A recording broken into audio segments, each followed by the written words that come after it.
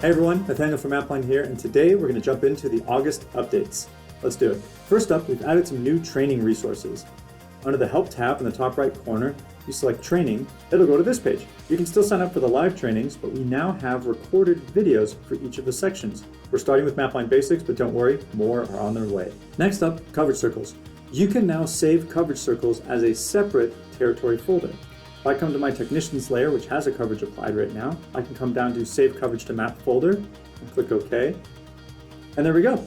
A new territory folder full of my coverage circles. That is pretty slick. Next up, we've changed how segments work on charts.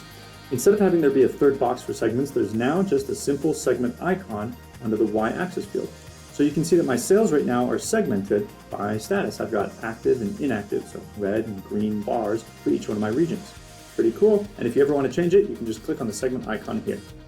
Next up, forms. You can now paste the list of options you want to have appear in a form question, like a drop-down or a multiple choice. Here on the left, I've got the Excel sheet. I've copied a bunch of names. I can now go over to my question and simply paste in that list. Boom! Just like that, it creates all 4 options at once just by pasting. This works for tab delimited, Excel pasting, comma, all the above. Really good stuff. And that's it for August. If you have any questions or want to see any of these in action, don't hesitate to reach out. Otherwise, I'll see you next month.